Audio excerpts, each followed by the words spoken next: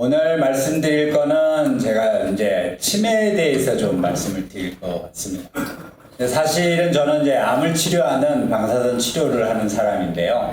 횟수로는 한 7년 전부터 개인적으로 연구재단에서 조그만한 이제 과제를 저에게 주셔서 제가 개인적으로 이제 세포 실험이나 쥐 실험이나 이런 것들을 하다가 이게 어느 정도 치료에 이용이 될 수 있을 것 같아서 지금은 현재는 우리가 이제 실제 치매 환자들을 대상으로 연구를 진행을 하고 있습니다. 그래서 오늘 여러분들한테 아주 소상한 그런 치료에 대한 어떤 결과를 말씀드리진 못하겠지만 저희가 지금까지 치료 환자들의 6개월 팔로우한 그런 결과들을 살짝 말씀드릴 수 있는 그런 기회가 될 것 같고 하지만은 뭐 앞전에서 그 앨리슨 교수님의 여러 가지 그런 그 방사선에 대한 나쁜 그런 인식, 공포감 이런 거에 대해서는 여러분들이 이미 많이들 알고 있는 그런 상황이고 거기에 대한 얘기를 잠깐 하고 이제 제 강의를 마칠까 합니다. 치매는 뭐 여러분들 이제 여기 좀 뭐 연장자들도 좀 계시고 그렇긴 하지만은 사실 굉장히 어려운 질환으로 다 알려져 있습니다. 치매라는 진단을 받으면 사실은 이거는 이렇게 돌아올 수 없는 강을 건너는 것처럼 계속 안 좋아진다. 이게 이제 뭐 빨리 가느냐, 천천히 가느냐, 요 정도 차이일 뿐, 결국 종착점은 거의 비슷한 그런 질환으로 볼 수 있습니다. 제가 이제 암 치료 한 30년 했지만 사실 이게 제가 어디 가서 이런 얘기 할 때 늘 말씀드리는 거는 치매는 암보다도 제가 볼 때는 여러 가지 정서적으로도 그렇고 경제적으로도 그렇고 환자 본인뿐만 아니라 가족들에게 아주 치명적인 그런 질환으로 다들 생각을 하고 계십니다. 그래서 뭐 최근에 뭐 깜빡깜빡하고 있다. 본인들이 저도 그렇지만은 그런 경험들을 아마 하실 겁니다. 이제 연장자분들이. 그래서 이제 우리가 알고 있는 이런 건망증과 치매는 또 어떻게 구분해야 되는지. 이게 경도인지 장애 정도 이제 진단을 받고 또 실제 치매를 받고 하는 거는 다 신경과나 우리 정신과 선생님들이 주로 하시는 일이기는 하지만은 우리가 누구나 이 질환도 마찬가지로 조금 더 일찍 발견을 하고 바로 치료든 뭐 훈련이든 이런 것들로 가는 게 현재로는 가장 좋은 치료 방법으로 돼 있고 사진을 찍어보면 여기서 이제 여러분들 잘 보실지 모르겠지만 뇌가 이렇게 점차 줄어듭니다. 뇌가 수축이 되는 거예요. 아주 이게 전형적인 증상이고 여기 보시면은 이 MRI 사진에서 보시면 이런 뇌실이 커집니다. 뇌실이 커지고 뇌가 전체적으로 이렇게 줄어들어서 마치 이렇게 뻥 뚫려진 그런 느낌의 사진을 보여주는 게 전형적인 우리 치매의 그런 사진이고요. 지금 거의 치매가 이제 100만 시대에 우리가 살고 있습니다. 지금 뭐 80만이 생긴다, 90만이 생긴다 뭐 이러고 있지만은 지금 100만이 넘어가고 있고 뭐 향후 아시다시피 우리나라가 초고령 그런 사회이기 때문에 이 수치는 아주 기하급수적으로 내려갈 거라고 생각이 들고 또 이 경제적으로는 사실 작년도 뭐 그전에도 그랬지만은 암을 누르고 거의 진료비 1위입니다. 신평원에서. 근데 이 환자분들이 대개 한 4, 5년 사시는데요. 치매를 진단받고 물론 뭐 그 이후에 또 좀 사시는 분들이 있지만 이게 굉장히 진료비가 많이 들어가는. 그래서 우리 문재인 정부는 뭐 치매 국가 책임제 해서 뭐 굉장히 치매 환자들에게 뭔가 이렇게 국가적으로 관리해 줘야 되겠다. 그래서 이제 시작을 했지만은 사실이 그게 쉽지는 않은 얘기죠. 그래서 이게 치매는 전형적으로 암도 그렇긴 하지만 굉장히 서서히 증가를 이렇게 진행을 하는 그런 질환이고 이게 이제 어느 정도 증상이 나타난다. 우리가 뭐 최근의 기억을 잊어버린다든지 너무 엉뚱한 소리를 한다든지 좀 더 진행이 되면 제가 치료했던 분도 그러지만은 밥을 이렇게 식사를 하시다가 또 식사 자체를 잊어버려요. 그러니까 내가 밥을 먹고 있구나 이거를 잊어버려서 옆에 있는 분이 자꾸 이렇게 밥 먹어 이렇게 이제 하시면서 이제 식사를 하는 그런 환자도 제가 봤는데 어찌됐든 이렇게 서서히 문제가 되는데 이게 뭐 우리가 오늘 얘기하는 아밀로이드 베타라는 게 사실 노인이 되시면 노화 과정에서 자연스럽게 뇌 내에서 나오는 건데 그게 많다고 그래서 반드시 치매로 가는 건 아닙니다. 이게 뭐 우리가 이제 제가 이런 말씀 드리면은 담배 피시는 분들이 좀 좋아라 하실 수도 있는데 담배를 많이 핀다고 해서 그분이 꼭 폐암에 걸리는 건 아니지 않습니까? 걸리는 분이 있고 안 걸리는 분이 있고 그렇지 않습니까? 그래서 아밀로이드 베타라는 이런 나쁜 단백질이 뇌 속에서 많이 생긴다고 해서 반드시 치매로 가지는 않은데 가능성은 훨씬 높아지는 거죠. 그게 많아지면. 그래서 이제 이런 식으로 저희가 진단을 하고 있고요. 그래서 이제 최근에 나오는 약들이 이 미국에서도 최근에 뭐 FDA 승인을 받네 안 받네 이런 약들이 이런 아밀로이드 베타가 줄어든다고 그래서 반드시 인지 기능이 좋아지는 게 아니라는 일종의 근본적인 대책이 없다 하는 거를 이제 말씀을 드리고 싶은 거죠. 그러니까 이 약들은 전부 다 그런 나쁜 단백질을 많이 떨어뜨리는 없애는 그런 약임에도 불구하고 실질적으로 환자분들의 인지 기능이 별로 좋아지지 않는다는 것이 지금 약의 한계입니다. 더군다나 이 약을 1년 이상 썼을 때는 상당히 뇌 유축까지, 뇌 이 수축까지도 발생을 하는 경우가 있더라 하는 것이 이제 최근에 이렇게 발표가 되면서 이거 약 먹고 이거 인지 기능이 좋아지는 게 아니라 이거 부작용이 더 많아지는 거 아니야? 이런 식의 지금 우려가 학계 내에서는 지금 얘기를 하고 있는 상황입니다. 그래서 거꾸로 우리나라 환자분들도 이 약을 엄청 기다리는데 1년에 한 7천만 원 이상 들어가는 이 약이 비급여일 경우에 그런데도 불구하고 이런 우려가 있어서 과연 FDA에서 올 7월에 이 약을 쓰라고 이제 그 승인이 날지 안 날지 잘 확실히 모르겠다 하는 게 지금 현재 상황입니다. 자, 방사선. 여러분들 오늘 방사선 때문에 보셨지 않습니까?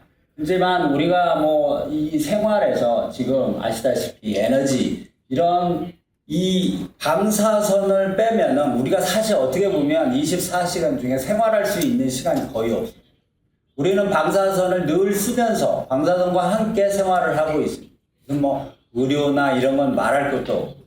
그런데도 계속 오늘도 얘기하셨다시피 그냥 그 공포라는 방사선 하면 나쁘다 하는 그런 그 어떻게 보면은 정신적으로 뭔가 이렇게 뭐 가스라이팅 하는 것처럼 누군가가 하여튼 심어는 놨는데 그런 부정적인 인식이 심하다는 거죠. 제가 우리 학생들한테 강의를 할 때 방사선은 나쁜 여러분들이 생각하는 나쁜 것만 있는 게 아니라 뭐 하다못해 휴대폰이랄지 그리고 오늘 아침에도 여러분들 전자레인지 썼지 않습니까? 그런 모든 에너지가 전부 다 방사선으로 얘기해요. 밖에 나가시면 빛 없으면 우리가 어떻게 삽니까? 그것도 방사선입니다, 사실. 그러니까 에너지의 흐름이라는 면에 있을 때는 모든 게 다 방사선이라는 거예요. 그런데 저희가 이제 이렇게 이 소위 말하면 전리를 시킨다. 전리를 시키는 쪽이 현재 이제 진단에도 일부 이용을 하고 있고, 현재 제가 암 치료를 하는 그쪽에도 이용을 하고 있는 거고, 사실 오늘 말씀드린 저설량 방사선도 전리를 시키는 겁니다. 전리라고 하는 거는 우리 몸에 들어가면은 우리 몸에 뭐 물이 70% 이상이지 않습니까? 물하고 이런 광자라는 이런 에너지가 들어가면은 거기서 이게 어떻게 보면은 그 소위 그 전자가 이렇게 하나 딱 떨어지면서 프리 라디칼이라는 건 그런 게 생겨요. 그러면 생기는 거를 우리가 전리화라는 말을 쓰는 거죠. 뭐 그건 좀 어렵게 들리실 수 있는데 그 부분 때문에 뭐 DNA가 손상이 되고 뭐 이런 얘기들이 많이 와전이 돼가지고 이렇게 잘 알지 못하는 그런 거에 대해서 우리가 공포심을 갖고 있다. 다 우리 몸이 그런 문제가 있다 하더라도 리페어를 할 수, 손상을 복구할 수 있는 능력들이 있습니다. 그러니까 여러분들이 큰 문제 없이 지금까지 사시는 겁니다. 이 방사선을 늘 같이 옆에 있음에도 불구하고. 자, 저설량 방사선은 여러분들 쉽게 얘기하면 백신을 생각하면 됩니다. 백신. 백신 여러분들 코로나 때문에 여기 있는 분들 다 3번, 4번 맞으셨을 겁니다. 백신이라 하면 우리가 그게 살아있든 죽어있든 약화된 항원, 즉 병원체를 우리 몸에다가 넣는 겁니다. 왜 넣습니까? 어렸을 때 다 아시죠? 어렸을 때 잔병을 많이 앓으면 커서 건강하다는 얘기를 많이 들으셨을 거예요. 그건 결국 뭡니까? 우리가 면역이라는 우리 몸 안에 항체라는 게 생기는 겁니다. 항체. 즉 우리 호스트는 아까 우리 교수님 그 레디에이션 호메시스에 대해서도 얘기를 하셨지만은 뭔가 톡식한 머터리얼에 대해서 우리가 대응할 수 있는 거를 우리 몸 안에 다 가지고 있습니다. 그게 선천적으로 문제가 있는 분들은 아쉽게도 오래 살지를 못하시는 거예요. 하지만 99.9%는 다 그런 능력들이 있기 때문에 우리가 지금까지 살아오시는 겁니다. 예. 그래서 저설량 방사선도 일종의 그런 역할을 한다고 보시면 됩니다. 그래서 여기 보시면은 우리가 유명한 니체라는 분도 어떤 식의 우리 몸 안에 우리가 견딜 만한 그런 스트레스를 주면 그게 오히려 그 사람을 더 강하게 할 수 있다. 이런 얘기를 하셨습니다. 그런 개념으로 생각을 하시면 될 것 같고요. 그러니까 지금 뭐 우리 담비 기다리고 이렇게 하지만은 물이 너무 많이 오면 홍수나서 문제가 생기지 않습니까? 레디에이션도 똑같습니다. 우리가 컨트롤되지 않는 레디에이션은 위험할 수 있지만 잘 컨트롤하고 규제하고 우리가 안전 점검 잘 하면은 얼마든지 이롭게 쓸 수 있다는 얘기죠. 방사선 이게 예전에 우리 이 뇌 안에 있는 그런 단백질을 없앨 수도 있지만은 바깥에 뭐 기도에 이런 그 아밀로이드 그런 단백질이 쌓이면은 다 방사선 치료했습니다. 저거 없애려고. 그래서 이렇게 이 기도에 이렇게 뻥 뚫어지게 할 수 있었어요. 근데 이제 물론 이렇게 좀 많이 주면 문제가 생길 수도 있습니다. 이게 왜냐면 다 신경이 있지 않습니까? 뇌에는 우리가 이제 치매 치료할 때 그래서 우리가 이제 방사선 치료를 어떻게 잘 조절하느냐 이게 이제 저희가 해야 될 일이죠. 연구자들이. 그래서 이제 이 논문에 보시면은 이렇게 한쪽은 방사선을 했고 한쪽은 안 했고 그래서 방사선을 한쪽 보면 이렇게 깨끗해졌어요. 이게 이제 아밀로이드 그 단백질이 깨끗해졌다고 그래서 미국에서 이제 2016년도에 처음 발표를 했습니다. 사실 이 논문이 시작으로 저설량 방사선이 치매에 도움이 될 수 있다 해서 이제 여러 나라에서 저를 포함해서 연구를 시작을 한 거죠.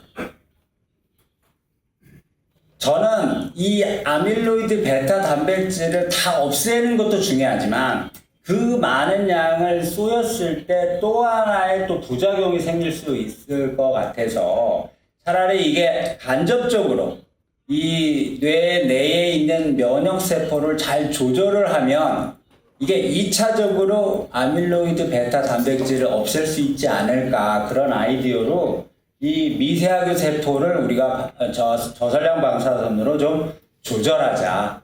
잘 일을 할 수 있게끔.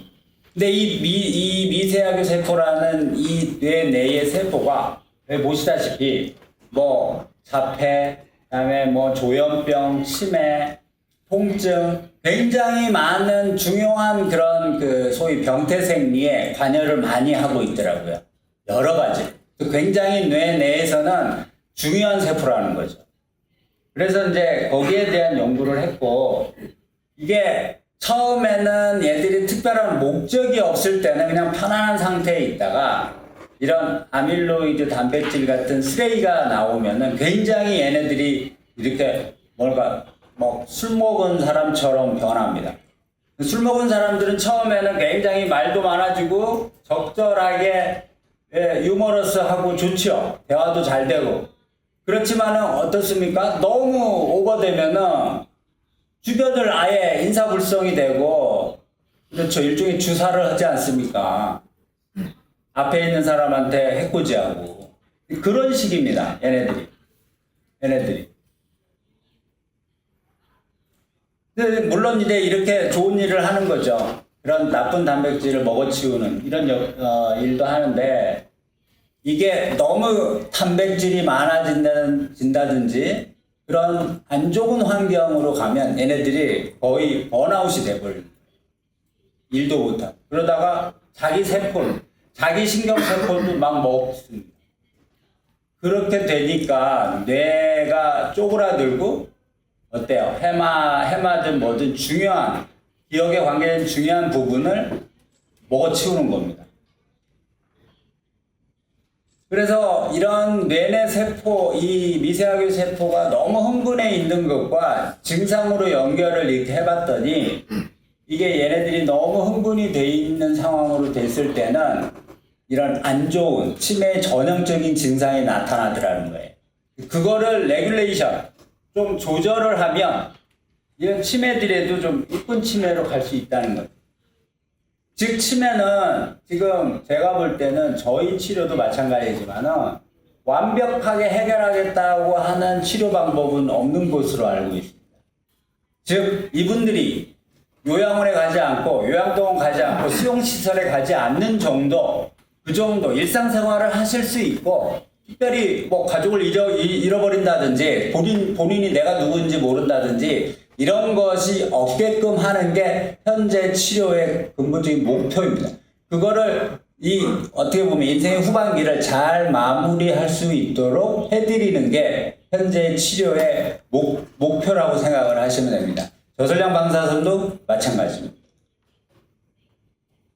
그래서 이제 제가 이렇게 정리를 해서 발표를 했는데, 처음에 이제 뭐 아밀로이드 베타만 딱 죽일 생각을 했는데, 그렇게 하다 보니 뇌가 오히려 방사선에 영향을 받을 수 있다. 나쁜 부작용으로. 그래서 저는 2차적으로 이런 미세하게 세포라는 것을 잘 조절을 해서 2차적으로 그거를 없애면, 나쁜 단백질을, 그러면은 오히려 큰 문제 없이 인지 기능이 유지 내지는 상승된 정도에서 잘 지낼 수 있지 않겠냐 하는 게 이제 제가 저설량 방사선의 일종의 기존으로 여러분들이 알고 계시면 되고요. 외국에서도 또 국내에서도 지금 아주 작은 임상 연구 결과지만 나오고 있습니다. 그래서 뭐 한 60에서 많게는 한 70% 정도가 유지 내지는 인지 기능이 상승이 되고 있다. 이렇게 설명을 드릴 수 있고요. 제가 저하고 여기 이 자리에 계신 보라매 병원의 김병혁 선생님하고 또 우리 충북대 박유인 교수님, 이런 분들하고 같이 이런 공동 다기관 연구를 진행을 하고 있고, 저희가 지금 26분이 등록이 돼 있고 6개월 정도의 이제 이 인지기능 검사 결과를 봤습니다. 봤더니 치료를 안 하신 분도 있습니다. 이 등록에는. 그러니까 치료 흉내만 내고 실제로 방사선이 들어가지 않은 그런 환자들도 있는데, 그분들은 아쉽게도 다 나빠지셨어요. 인지기능이. 그거에 비해서 실험군들, 소위 약한 방사선이 들어간 분들은 지금 유지 내지는 오히려 인지기능이 상승돼 가지고 아주 잘 지내시고 계십니다. 예. 그러니까 5분을 우리가 팔로우 했는데 2분, 치료 안 하신 2분은 안 좋아지셨고, 치료한 나머지 3분은 좋아지셨습니다. 그래서 제가 여기다 써놓지는 못합니다. 이제 그렇게 하면은 또 우리 병원에서 또 싫은 소리를 하기 때문에, 아직 결과들이 다 나오면은 여러 가지 이제 저희들이 보고를 하겠지만, 제가 오늘 그냥 구두로만 잠깐 말씀을 드렸습니다. 이게 이제 심각한 거죠. 우리가 이제 남녀 대학생들을 대상으로 방사선이 어떤 거냐, 이렇게 이제 충북 지역에서 조사를 했는데, 그냥 부정적인 인식이 강하다는 겁니다. 잘 모르면서. 네. 그래서 이제 이런 문제들을 우리가 이제 여러분들이 또 저랑 같이 해서 과학적인 어떤 에비던스를, 증거를 보이면서 그분들을 설득해야 돼. 그런 또 우리가 책무가 있고요.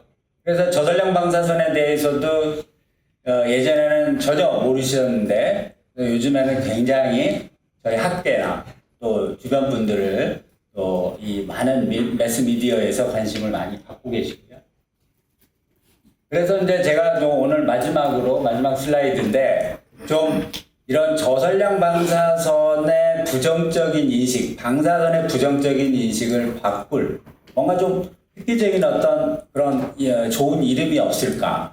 그래서 뭐 이런 것도 한번 여러분들하고 같이 좀 고민을 해봤으면 합니다. 그래서 우리가 이제 저런 약한 방사선, 우리 영역은 아니지만 이렇게 소프트 엑스레이라는 그런 텀도 있더라고요. 하드 엑스레이, 소프트 엑스레이.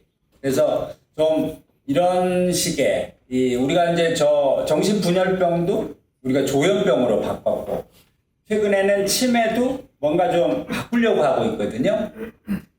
치매라는 것은 상당히 일본 사람이 만든 거고 좀 나쁜 인식이어서 그래서 이런 것처럼 여러분들도 이런 한번 생각들을 한번 해보시기 바랍니다. 그래서 좋은 이름이 있으면은 그 이름으로 좀 바꿔서 그러면 상당히 우리 일반인들의 부정적인 인식이 좀 감소되지 않을까 이렇게 생각을 합니다. 이상입니다. 고맙습니다. 네, 안녕하십니까. 소개받은 김병혁이라고 합니다. 이렇게 발표할 수 있는 기회를 주셔서 감사드립니다. 제가 오늘 설명드릴 내용은 골관절염과 아마도 이것은 익숙하실 텐데요. 저선량 방사선을 적용하는 치료 효과 및 방법에 대해서 소개를 드릴까 합니다. 먼저 보시는 사진의 왼쪽에 있는 것이 저희 병원에서 사용하는 방사선 치료기입니다. 생각보다 이렇게 무섭게 생기진 않았습니다. 그래서 엑스레이를 찍는 것과는 굉장히 익숙해 하시는 데 반해서 방사선 치료라고 하면은 거리감을 많이들 느끼시고 계속 강의에서도 말씀해 주신 것처럼 부정적인 이미지가 강한 것 같습니다. 실제로 앞서 강의에서 나온 것처럼 아주 새로운 저선량 방사선 치료법으로 치매를 치료하는 것과 같은 치료법은 아닙니다. 골관절염에 대한 저선량 방사선 치료는 방사선 발견과 더불어 이미 100여 년 이상의 역사를 가지고 있습니다. 그럼에도 불구하고 국내에서는 들어보신 적이 없거나 굉장히 생소한 개념일 것입니다. 그 이유 중에 하나는 결국에는 아직까지 그런 사회적인 어떤 인식 등등이 많은 기여를 했다고 생각을 합니다. 아마도 많이 이전 강의들에서 언급이 된 내용이라 짧게만 설명을 드리자고 하면 결국 이런 비시각적인 본질 때문에 다른 약물 치료나 시술에 비해서 볼 수도 없고 느낄 수 없는 것에서 생기는 불안감이 이런 상황을 만들었다고 생각할 수도 있겠고 특히나 여러 가지 부정적인 사건이 생길 때 노출이 계속 반복적으로 되는 것에서 편견이 심화될 수도 있겠습니다. 가장 우려되는 부작용이라고도 할 수 있는 암 발생에 관해서도 실제로 일부를 설명할 수 있는 것이 맞지만 그것만 방사선만으로 암이 생기는 것은 아니고 저희가 병원에서 암 환자들을 굉장히 고설량의 방사선으로 치료를 많이 하지만 그로 인해서 2차 암이 발생되는 것을 관찰하는 것은 또 매우 어렵습니다. 또한 방사선 자체가 암 환자 치료에서만 국내에서는 거의 이용이 되고 있고 실제로 방사선 치료를 어느 근치적인 치료라고 생각하지 않고 받아도 큰 효과가 없다는 오해들도 많이 하시는데 암 환자뿐만이 아니라 다른 양성 질환들, 오늘 소개해드릴 관절염을 비롯해서 많은 치료에도 이용을 할 수가 있고 방사선 치료만으로도 암의 완치도 가능하기도 하다는 점을 알아주시면 좋을 것 같습니다. 노출 설량들에 대한 흔히들 접하게 되는 한계 설량 등을 기술하는 그림입니다. 저희가 자연적으로도 일정량의 방사선을 받으면서 살아가고 있고 지역적으로도 많게는 수십 배까지의 편차를 보이면서도 크게 건강 외에 차이 없이 잘 지구상에서 살아가고 있습니다. 그리고 방사선 방호위원회 기준으로도 일반인은 1mSv 기준이라고는 하지만 방사선 관련 직업 종사자들은 연간 50mSv까지도 허용이 되어 있는데 이런 허용 설량이라는 그 용어를 사용을 하는 것이 일반인들에게는 절대로 그 허용 설량은 넘으면 큰 암이 생긴다거나 위해가 발생한다고 오해를 하시는 것 같지만 저희가 실제로 방사선 관련 저를 포함한 의료진이나 방사선자들을 직업적으로 선발할 때 일반인들에 비해서 50대 방사선 강한 사람들을 골라서 선발하는 것은 아님에도 불구하고 실제로 기준은 저렇게 되어 있습니다. 특히나 의료 방사선 같은 경우에는 얻을 수 있는 이득이 그런 간접적인 위해들보다도 명확히 크기 때문에 특정한 기준이 없기도 합니다. 처음부터 이렇게 방사선에 모두가 부정적이었던 건 아니고 방사선을 발견했을 당시에는 굉장히 여러 가지 방면에서 치료에 이용했던 역사적 자료들이 있습니다. 뭐 결핵이나 폐질환도 있고 그리고 뭐 현재는 여러 통제되지 않은 원인들 때문에 사용하지는 않지만 나듐 세라피라고 하는 치료로 뭐 통풍이나 류마티스, 관절염 등을 치료했었던 기록도 남아 있습니다.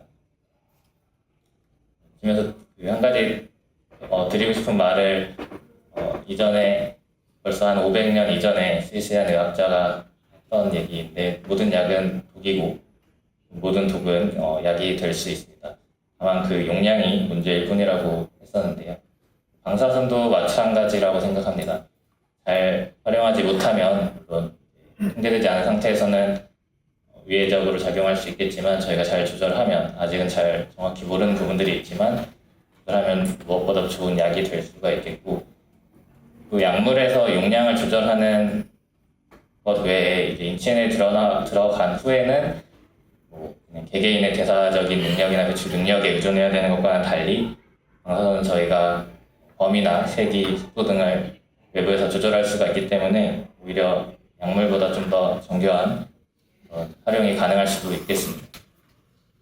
앞서 나온 그런 호르메시스라는 개념은 이미 들으셨을 테니 간단히 넘어가자면 결국에는 그 유해량 이하의 작용 물질이 분명히 긍정적인 반응을 일으키는 경우들이 있다는 이론이고 저희가 방사선 피폭 혹은 뭐 고선량 노출 후에 역학적으로 알고 있는 정보를 기반으로 되게 추산을 해서 저선량 영역에서의 건강을 계산하려고 추측하려고 하지만 그리고 앞서 나왔던 리니어스로스레졸드 모델 같은 것을 적용을 해서 실제로는 굉장히 작은 양이라도 일정 확률로 유해할 수 있다고 방어 원칙을 세우고는 있지만 그와 반대로 레디에이션 호르메시스라고 하는 특정 저선량 영역에서는 아직 정확히는 모르지만 오히려 반대로 긍정적인 반응을 일으킬 수도 있다는 이론들도 있고 실제로 어느 지역에서의 방사선 피폭 후에 암 발병률을 추적해 보았을 때 의도한 것은 아니지만 이제 같은 기간에 이제 그 지역에서 방사선 비조사군과 비교해서 오히려 암 발생률이 떨어지는 결과들도 관찰이 되어서 이런 것들을 호르메시스 효과로 설명하고 있기도 합니다. 뭐 언급해 주신 것처럼 방사선은 저희가 인간이 발견해서 활용하기 시작한 지가 얼마 되지 않았고 그보다 훨씬 오래 전부터 이미 지구상의 여러 생명들은 어느 정도까지의 선량은 높지 않은 한은 방사선 손상을 상쇄할 수 있고 또 그것을 나아가서 더 생명 유지에 유익하게 활용하는 여러 메커니즘과 함께 발전을 해왔습니다.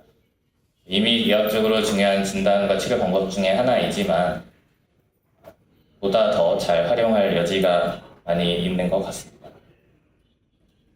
또한 그런 방사선 호르메시스를 설명하는 원인이나 이제 사실 중에 또 한 가지는 단순히 그 설량을 조절해서 그러니까 고설량의 뭐 10분의 1, 100분의 1의 용량을 주었을 때 고설량 효과가 줄어드는 것이 아니라 반대 방향의 효과가 작용할 수 있다는 사실인데요.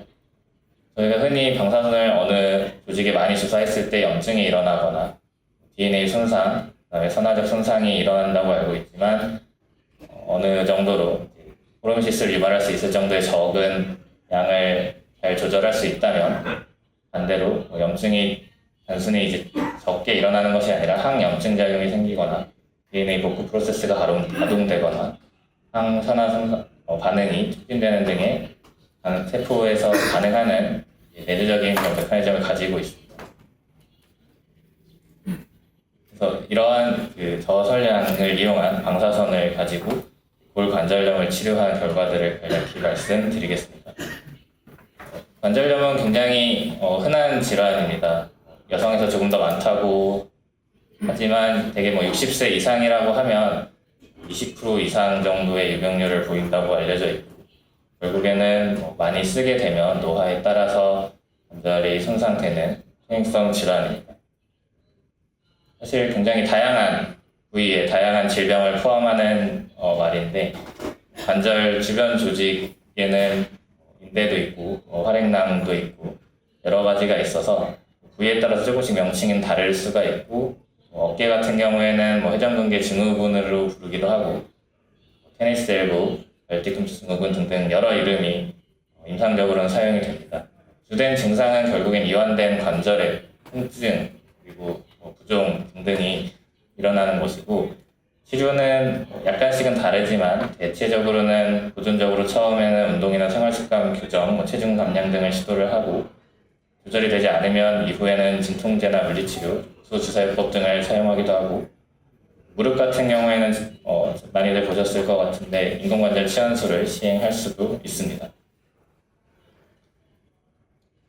실제로 골관절염의 치료법에 대해서는 다양한 학회나 기관들에서 권고 방침을 내놓고는 있는데 관절염 진행 자체를 근본적으로 막거나 억제할 수 있는 것은 없기 때문에 기관에 따라서 다양한 방침들을 권유하고 있고 실제로는 의학적 근거가 부족하니 이제 시행하지 말라고 하는 것들도 임상적으로 많이 사용을 하고 있습니다.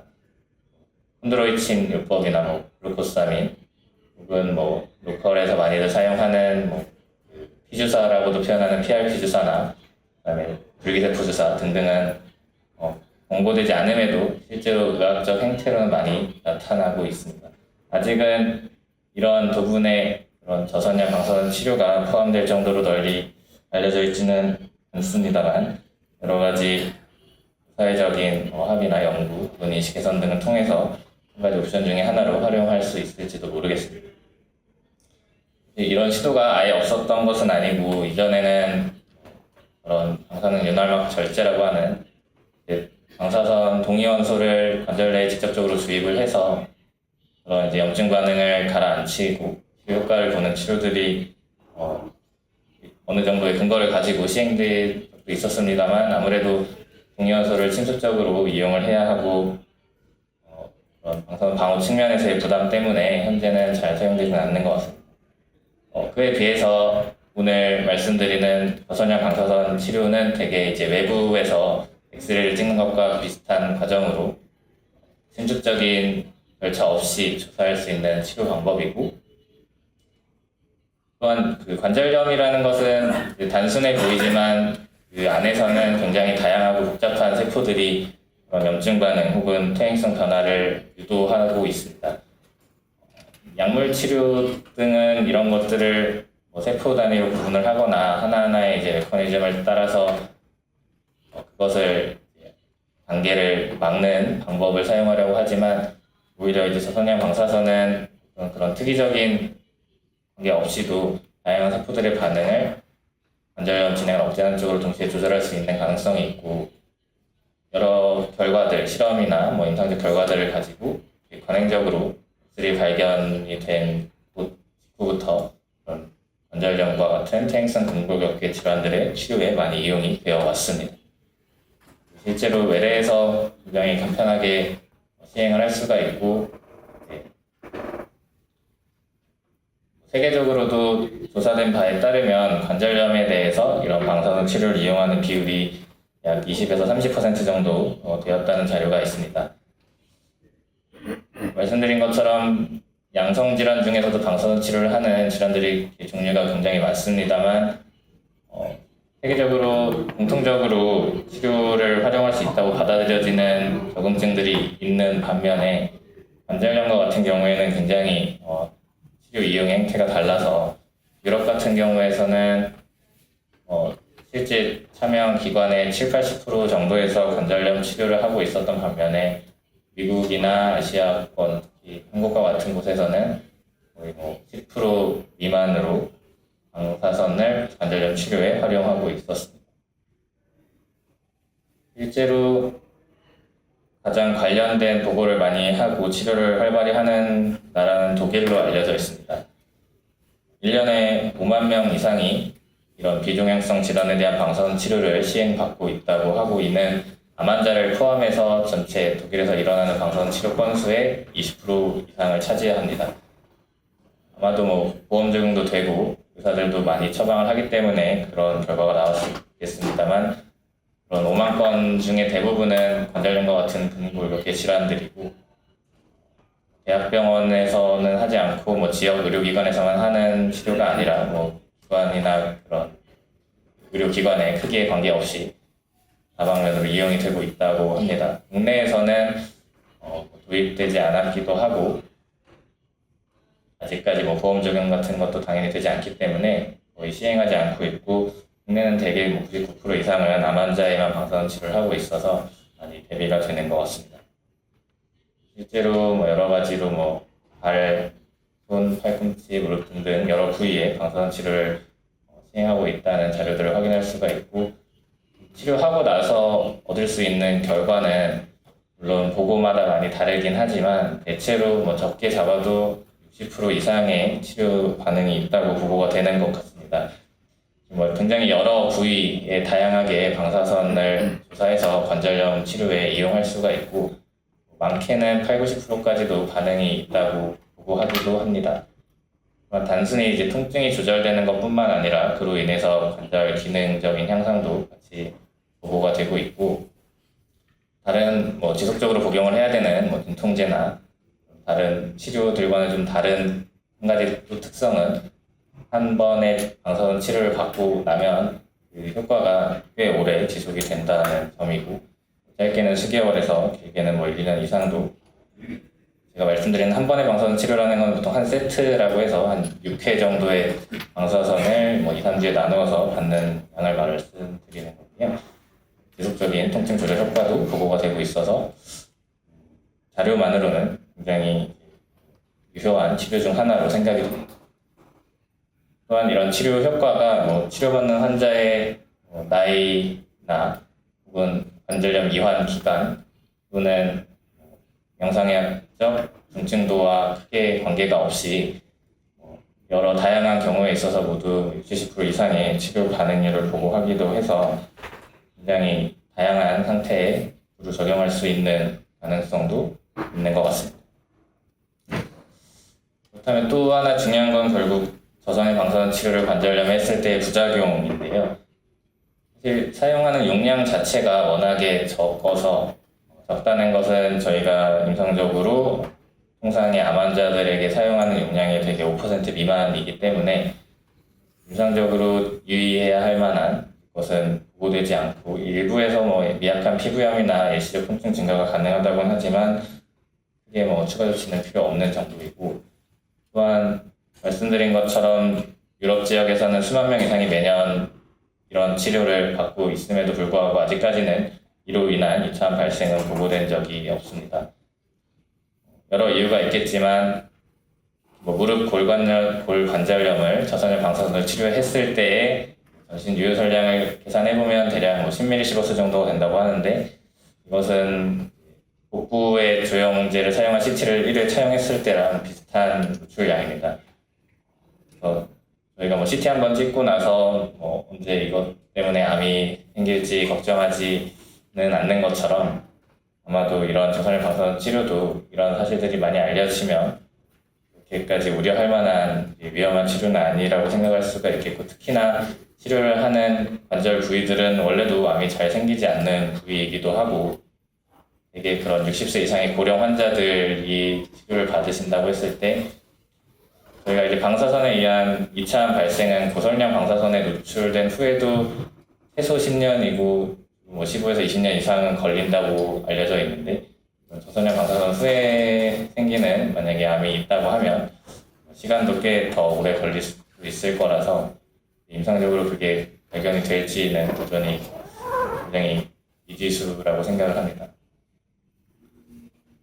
그에 반해서 이러한 관절염 치료를 미루거나 다른 치료들과는 달리 이제 방사선 치료를 거부하거나 했을 때 이제 조절되지 않는 통증은 여러 가지 면에서 위압감이나 근위축 혹은 사지 활동 감소로 인한 백전증 위험 증가 혹은 호흡기계, 신장기계에 여러 안 좋은 악영향을 전신적으로 끼칠 수가 있고 특히 자주 이용하고 있는 비스테로이드성 항염증제 같은 경우는 이미 그로 인한 심혈관계 사망이나 위장관계 출혈 위험이 크게 증가하는 것들은 또 잘 알려져 있습니다. 이런 위험들에 비해서 이런 저선형 방사선 치료에 의한 위험도는 좀 더 과도하게 그런 공포감과 함께 부풀려진 점이 없지 않고 이런 잠재적 위험이 다른 치료들에 비해서 크지 않고 또한 얻을 수 있는 이득이 충분히 효과적이라고 하면 이런 저선형 방사선 치료를 관절염 치료에 활용하는 결정을 하는 데에도 조금 더 도움이 되지 않을까 싶습니다.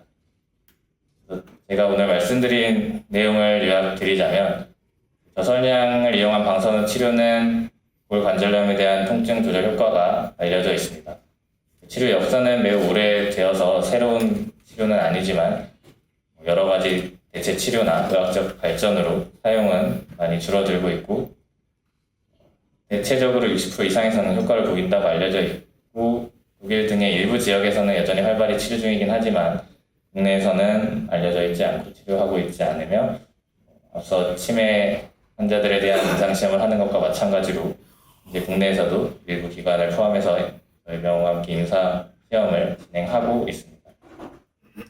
그래서 저선형 방사선 치료는 그런 항염증 효과를 통해서 다양한 기전으로 통증을 조절할 수 있고 관절염 진행을 가능한 점이 있고 이용하는 선량이 낮기 때문에 임상적으로 의미 있는 부작용은 없고 아직까지는 이로 인한 암 발생이 보고된 사례도 없습니다.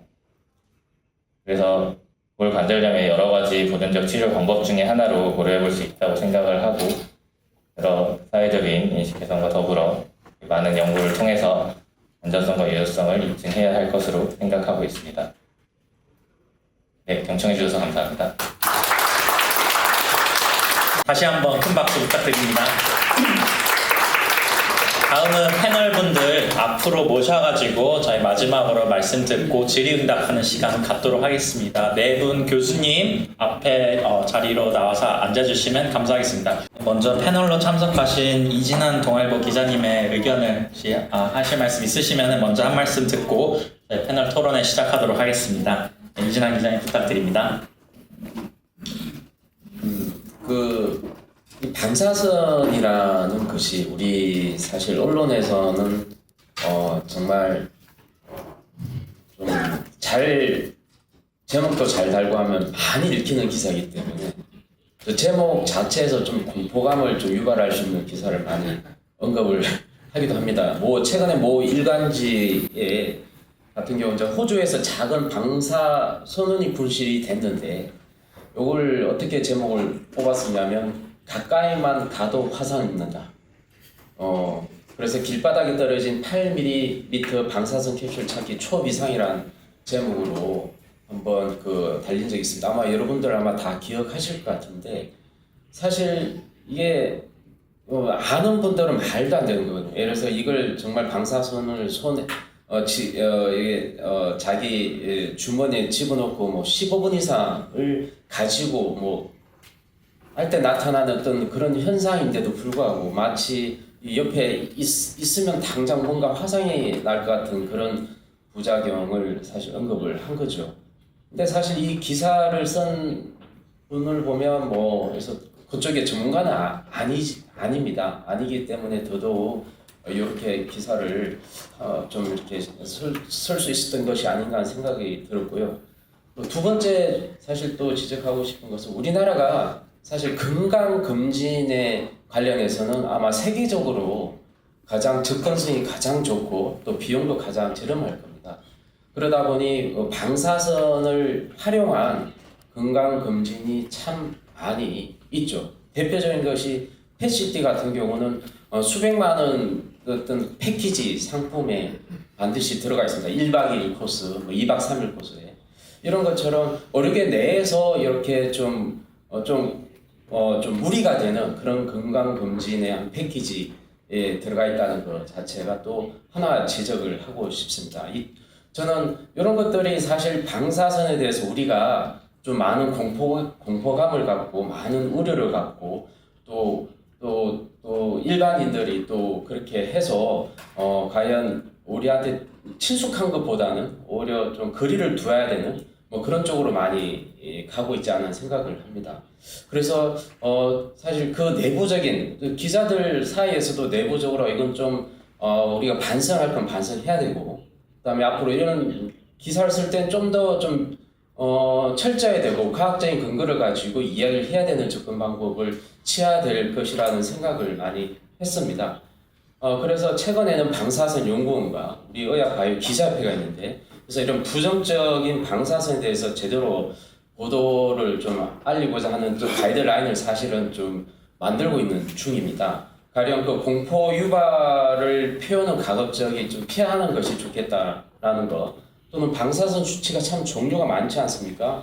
이 종류 많은 수치를 좀 제대로 제시해주고 이게 어떤 의미인지 어떤 정확한 예를 들어 설명해 주기를 통해서 좀 무분별한 공포감을 갖지 않도록 하기 위한 이런 가이드라인 제정을 좀 하고 만들고 있는 중입니다. 아마 올해 안으로 그 가이드라인을 저희들이 좀 공식화해서 좀 발표할 것 같습니다. 그와 더불어 사실 아까 건강검진 얘기하지 않았습니까? 이거는 저희들의 문제라기보다 의료진들 쪽에서 자체적으로 뭔가를 좀 바꿔나가고 좀 해결해 나가고 해야 될 것 같습니다. 다행히 영상의학과 이런 쪽 학회 쪽 내에서는 추징 와이슨리라는 그를 통해서 좀 의료진들 쪽에서 좀 이렇게 무리가 되는 그런 검사들 같은 경우 좀 자제하자라는 쪽으로 해서 뭔가 좀 만들고 있고, 이걸 만든 걸 갖다가 좀 이렇게 일반인들한테 공표하는 이런 내용으로 해서 많이 알리고자 하는 걸 제가 알고 있습니다. 이런 흐름들을 통해서 좀 많이 변화가 되고 인식이 되면 좋겠다는 생각이 들었고, 이와 더불어 아까 이 방사선에 사실 친숙한 것들이 찾아보면 굉장히 많이 있는 것 같습니다. 가령 예를 들어서 강남 세브란스 병원에서 한때 그 모 교수님께서 이 방사선을 이용해서 예술 전시회를 가진 적도 있습니다. 또 대전에 있는 카이스트에서는 방사선을 조인 골프공을 치게 되면 훨씬 더 비거리가 많이 상승한다, 그런 쪽으로 해가지고 새로 선보인 경우도 있었습니다. 이런 것들은 상당히 좀 생활에서 친숙한 그런 거고, 그런 걸 통해서 상당히 좀 또 다가서기도 굉장히 좋을 것 같다는 생각이 들었고, 이 외에도 아까 정원교 교수님이라든지 김병혁 교수처럼 이게 우리가 친숙한 어떤 선한 질환, 암이 아닌 무거운 질환, 암보다 좀 더 우리 심각하지만 그래도 우리가 다들 걱정하는 치매라든지 아니면 또 골 관절염, 아니면 그런 쪽에서 어떤 방사선이 그렇게 치료 효과가 있다는 사실 일반인들이 봤을 때 잘 모르거나 처음 듣는 경우 많거든요. 이런 것들 내용을 통해서 좀 발표하고 저설량 방사선을 관련해서 굉장히 친숙해지는 그런 용어, 지금 저설량은 굉장히 친숙한 용어는 되긴 됐습니다. 왜냐하면 흡연자들 저설량 CT를 통해서 조기 발견하는 그런 것들은 이미 제정이 돼 있기 때문에, 그래서 이런 것들을 좀 친숙한 걸 또 접근해 나간다면 이 세 가지 제가 말씀드린 세 가지를 같이 한번 고민하면서 계속 활용한다면 좀 공포감에서 줄 수 있지 않을까 하는 생각을 하게 됐습니다. 네, 이진환 기자님 감사합니다. 이제 오늘 심포지움을 통해서 유익한 정보를 많이 얻을 수 있었습니다. 이 자리를 함께 해주신 분들의 질문을 받는 시간을 갖도록 하겠습니다. 일부와 마찬가지로 손을 들어서 표시해 주시면은 중간에 위치한 마이크로 나오셔서 질문할 수 있는 시간을 드리도록 하겠습니다. 예, 질문 있으시면 앞에 나오셔서 성함과 소속 말씀해 주시고 질문은 요점만 추려서 간단하게 부탁드리겠습니다. 네, 한국기술사의 호남입니다. 아까 치매 치료의 저설량은 이 범위가 넓을 텐데 어떤 그 선언을 이용하셨습니까? 그 범위를 좀 실험 결과를 말씀해 주실 수 있습니까? 예, 지금은 현재로는 저희가 이제 다른 장비를 아직 개발을 하지를 못했기 때문에 현재 암 환자의 치료를 하는 이제 식스매브 정도의 아주 고에너지의 방사선 치료기를 이용을 하고 있습니다. 거기서 방사선의 양, 방사선의 양하고 또 치료를 암 환자 같은 경우는 매일 하는데 일주일에 2번 한다든지, 그러니까 치료 간의 인터벌, 또 방사선의 어떤 그 도스 레이트라고 그래서 방사선의 선량률을 좀 줄인다든지 이런 식으로 지금 연구를 하고 있습니다. 그럼 코발트 60을 사용했다는 얘기네요. 코발트 60보다는 조금 더 비슷하지만 조금 더 센 겁니다. 뭡니까? 일반 라인악, 우리가 이제 암 치료에 이용을 하는 일반 라인악입니다. 그래서 아시다시피 코발트는 제가 알기로는 평균 에너지가 1 내지 2배부 정도지요. 근데 그거보다는 조금 더 셀 수 있습니다. 근데 그걸 갖다 저설량이라고 분류하기는 조금 무리가 있지 않을까 이렇게 생각이 듭니다. 예. 그래서 방사선 그 저설량이라는 소위 어떻게 보면 정의 때문에 조금 혼란스러워 하시는 분들이 많습니다. 우리가 일반적으로 알고 있기로는 그러니까 뭐 10mSv, 그러니까 10cm 이하에 나오는 양을 우리가 저설량이라고 하는데, 우리가 실험에 지금 환자들한테 쓰는 양은 그거보다 더 낮은 양도, 낮은 군도 있지만 그거보다는 조금 더 센 군도 있습니다. 하지만 저희가 저설량이라는 텀을 쓰는 이유는 암 환자에 쓰는 그런 양, 굉장히 뭐 이를테면은 이 저설량 방사선 치료에 이용하는 거는 암 환자에 쓰는 양의 암 종류에 따라 다 다르지만 거의 20분의 1, 30분의 1 정도의 양입니다. 그래서 상대적으로 굉장히 적은 양이다. 그런 의미의 저설량입니다. 하여튼 치매와 관절염에 많은 효과가 입증되고 있다는 데서 아주 기쁘게 생각하고, 이런 그 방사선 공포에서 희망으로 발전하는데 기여가 됐으면 좋겠습니다. 감사합니다. 감사합니다. 예, 대표님 질문 받겠습니다.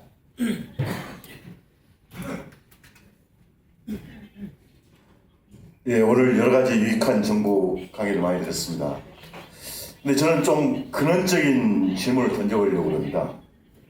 우리가 거의 대부분의 과학자 비롯해서 여기 참석하신 분들, 발표하신 분들 통해서 일단 기본적으로 방사선은 상당히 몸에 해로울 수 있다, 이걸 전제로 해서 들어가고 있거든요.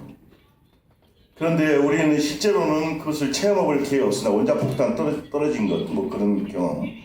그런데 사실은 우리가 방사선이라는 것이 얼마나 인체에 해를 미치느냐를 볼 수 있는 게 아무 치료 경우에 그것이 많이 실제로 적용을 해봅니다. 저희들이 아무 치료했을 때.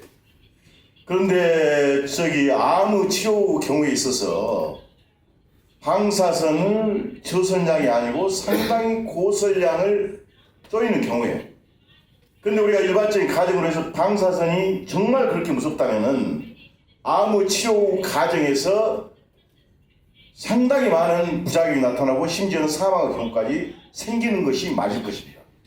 그런데 물론 아무 치료에 보면은 지금 보면은 뭐 구토나 뭐 어지럼증이 일어나고 이런 것은 있습니다만은 아무 치료 과정에서 그렇게 뭐 사망이 이르는 경우는 굉장히 희소한 것 같습니다. 그래서 이제 저희가 쭉 저희는 과학을 전공한 사람이 나오는 옆에 사람들 관찰해 보면은 방사선에 대한 위험은 지나치게 가장되거나 학대되거나 왜곡되었다는 저는 그런 심증을 가지고 있습니다. 그래서 이 방사선에 대해서 어느 누구도 하지만은 사실 우리가 그 에너지 문제에 있어서 방사선에 대한 위험성으로 인해 가지고 엄청난 많은 안전성을 확보하기 위해서 건설 비용이 추가가 됩니다. 그로서 인해 가지고 원자력이 다른 에너지원에 비해서 경쟁력을 갖추지를 못하고 산업 경쟁력의 측면에서도 여러 가지 문제점을 낳고 있습니다. 아주 지금 급속도로 원자력 방사선의 위험성으로 인해 가지고 그 원자력에 대한 그 건설 비용이 높아가고 있거든요. 근데 이거에 대해서 어느 누구도 정확한 답을 내려주지 않고 있습니다. 오로지 원자력을 무섭다는 사람, 방사선이 몸에 해롭다는 사람, 그런데 물론 하여튼 지금까지 말씀하신 대로 저설량에 대한 방사선은 거의 위험이 없는 것이 지금까지 쭉 나온 결론 갖고 우리 시점에서 고설량 방사선도 상당히 높은 그 방사선 양을 쪼이질 않으면은 그렇게 인간에게 해를 끼치지 않는다는 것이 지금까지 우리가 나타난 경험치고, 그럼 저는 반대로 고설량 방사성이 만약 해가 된다면은 그런 케이스를 가져와 봐라. 우리가 방사선하고 떨어져 사는 것도 아니고 그렇다면은 그런 실제 예가 있지 않겠냐. 그렇지만은 아무런 예를 증명해오지 못하고 있습니다. 유일한 것이 현재 암의 치료에서 나타나는 건데, 암의 치료를 여기 계신 분도 세심히 관찰해 보면은 정말 높은 방사선을 그렇게 쬐지 않는 한, 뭐 방사선이 막 누적돼가지고 막 몇 번 쬐고 해가지고 이런 것의 경우에는 거의 없다는 것이고, 실제로 방사선이 어마어마하게 무섭고 뭐 옆에만 가도 하고 뭐 방사선 옆에만 가도 다 이렇게 말하는 사람들 이야기는 거의 저는 허위라고 봅니다. 허위의 사실이라고 봅니다. 그래서 이런 것에 대한 결론을 그래도 과학자분들 그리고 방사선을 방호 입장에서 보는 사람들만이 우리 저 방사선에 대해서 전부 그 말할 수 있는 발언을 갖고 있거든요. 꼭 그런 뿐만이 아니고 방사선이라는 게 방호로만 해서만이 다 해결되는 게 아닙니다. 방사선 방호만 하자. 우리가 방사선 방어하자. 그것이 아니고 진짜로는 방사선을 의학적에서 이용할 수도 있고, 또 우리가 산업 측면에서 방사선의 에너지를 얻는 중요한 원자력은 수산입니다. 그 수산이 과연 어떤 정도 위험성을 가지고 있는 것인지를 과학자분들로서는 정말 그 자기 입장이 아니라 인류의 복지 증진 측면에서 엄밀히 저는 연구해서 이런 결과를 발표해 놓은 것이 과학자들이 갖고 있는 저는 책무라고 그렇게 생각합니다. 예, 대표님 마지막 질문. 예. 혹시 패널분들 중에 코멘트를 해주실 분이 있을까요? 이 부분에 대해서? 제가 하겠습니다. 제 환자들은 이제 갑상선암 환자고 이제 치료를 받을 때 70억 베크렐 이 정도의 치료를 한 번에 합니다. 우리가 보통 100베크렐, 만 베크렐 이런 엄청난 큰일 나는 것처럼 얘기하는데 70억 베크렐입니다. 그 한 번에 먹게 되고요. 그리고 나면 보통 6개월 뒤에 완치가 안 되시면 또 6개월 뒤에 또 70억 베크렐 또 드십니다. 그렇게 5번까지도 드신 분도 있고요. 그런 분들은 이제 완치되셔서 아무 문제 없이 잘 사십니다. 그러니까 우리가 이 방사선에 대해서 극미량도 위험하다. 예를 들어서 자연 방사선보다도 더 낮은 수치. 우리 자연 방사선이 우리 1년 정도 한 5mSv 맞죠? 그런데 1mSv 이하도 이제 위험하다 이렇게 얘기하시는 분들도 있잖아요. 지금 후쿠시마 방류수가 우리나라에 오면 1mSv는커녕 0.000 mSv 되는데 그럼에도 불구하고 위험하다 이렇게 이제 얘기하시는 거는 가스라이팅입니다. 근데 이 가스라이팅, 그러니까 사실이 아닌 걸 가지고 자꾸 이제 사람들한테 공포를 이렇게 심어주는 것이죠. 근데 이 문제가, 이 가스라이팅이 환경단체가 처음 시작한 건 아니에요. 저는 이제 사실 저희 같은 원자력 계열의 전문가들이 이 일을 좀 초기에 시작했지 않았나 이런 생각합니다. 그러니까 예를 들어서 이 1mSv 같은 경우도 이제 국제적 기준으로 정하고 1년에 그보다도 더 낮은 상황에서도 우리가 알라라라 그래서 as low as reasonably achievable 이런 말이 있죠. 그래서 자꾸 수준을 낮추라고 이렇게 하니까 일반인들은 0이 아니면 위험하다 이렇게 생각하시더라고요. 근데 이 세상에 0이 아닌 건 없습니다. 모든 것이 특히 화학물질 같은 경우는 더 위험한 것도 훨씬 더 많고요. 발암물질도 굉장히 많고. 그런데 굉장히 극미량이면 문제가 없지 않습니까? 그게 이제 물리학하고 생물학의 차이인 것 같아요. 그러니까 물리학은 수치적으로 0이 될 수가 없으니까 항상 리스크가 항상 0이 아닌 거죠. 0보다 높을 수밖에 없는 건데 이 생물학이나 화학 쪽의 입장에서 보면 보통 어느 단계 이내에서는 스레시홀드, 그러니까 어떤 문턱 미만에서는 우리 몸이 다 그거를 교정할 수 있는 능력이 있어요.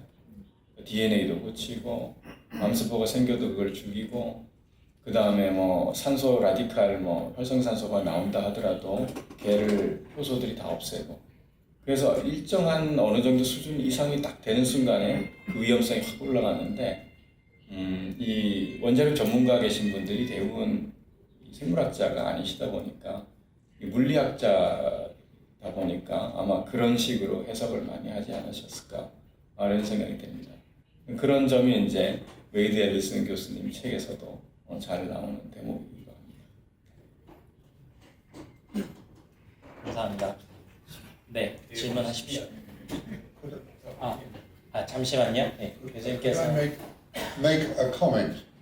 We all know that for most radiation, sieverts and grey are the same.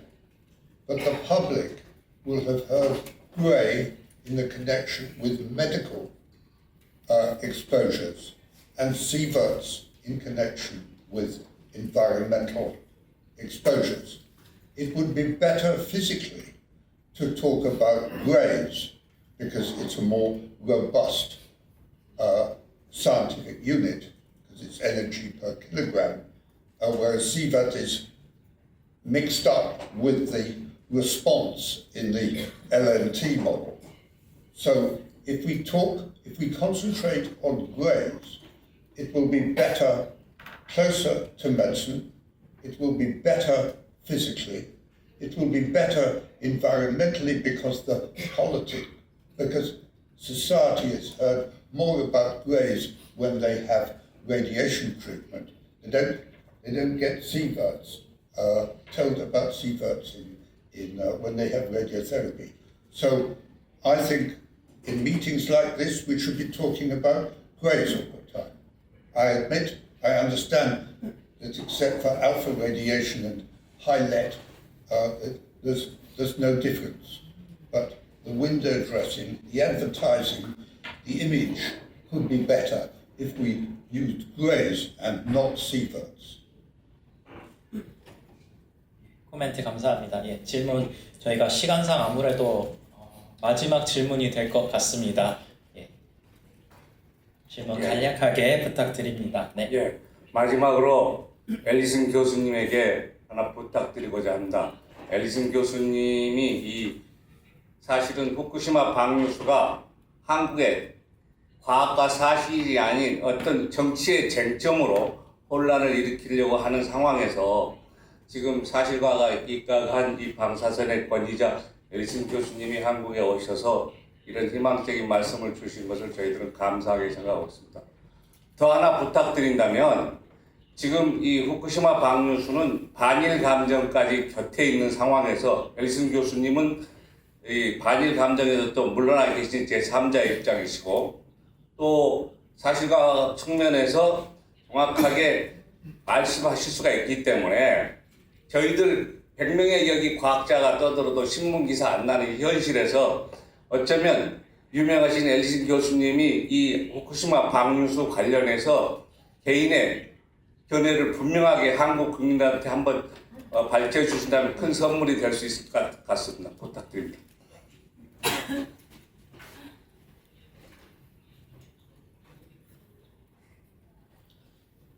Thank you. That is what I hope that this week in Korea will help me to do at occasions like this, earlier today and in the days ahead. Because I think Korea has a very difficult situation because of North Korea. You are closer to the action than we are. The Germans and the Japanese, of course, were close to the problem, the bad side of the problem in the past, but it's very good indeed that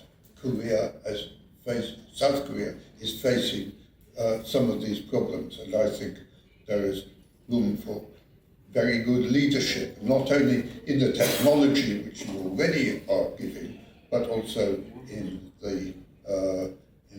society. 아쉽지만 시간이 다 되어서 이제 질의응답 시간을 마쳐야 될 것 같습니다. 예, 오늘 마지막으로 우리 사실과 과학 네트워크의 최영대 대표님께서 마친 인사를 해주시고 오늘 웨이드 앨리슨 교수님 초청 특별 심포지엄을 마치도록 하겠습니다.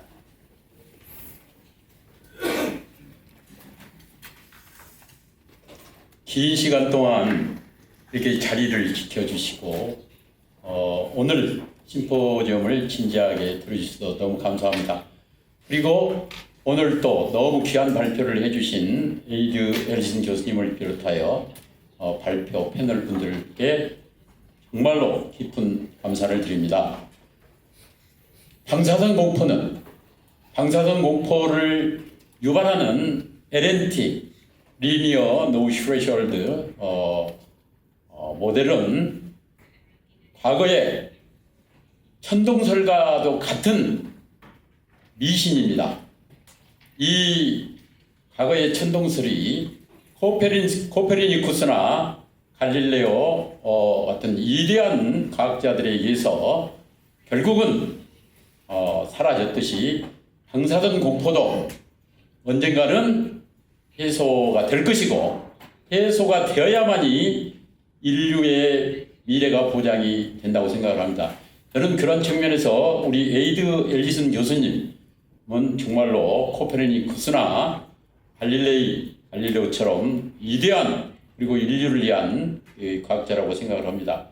귀한 말씀을 해주신 데 대해서 다시 한번 감사를 드리고 오늘 여기서 들으신 말씀들을 혼자만 하지 마시고 주위에도 많이 전파를 하셔가지고 하루라도 빨리 방사선 공포를 해소하는 게 우리가 얼마나 빨리 방사선 공포를 해소하느냐에 따라서 우리가 원자력 르네상스를 당길 수가 있고 원자력 르네상스를 맞아야만이 저는 우리 국가의 미래나 인류의 미래가 있다고 생각을 합니다.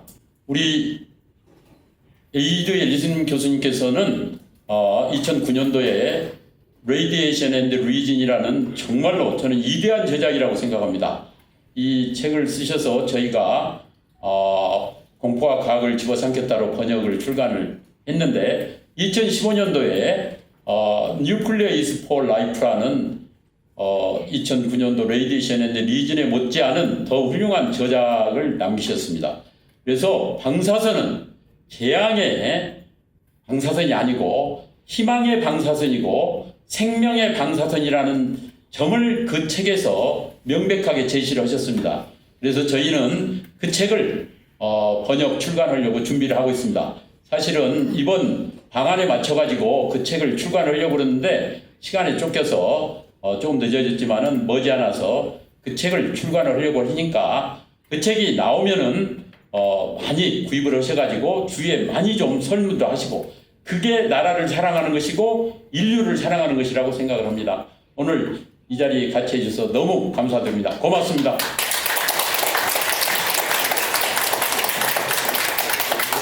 이상으로 심포지엄을 마치도록 하겠습니다. 돌아가시기 전에 참석자 상호간 인사하시고 명함을 교환하신다면 앞으로 좋은 인연을 이어가실 수 있을 것 같습니다. 이상으로 행사를 모두 마치겠습니다.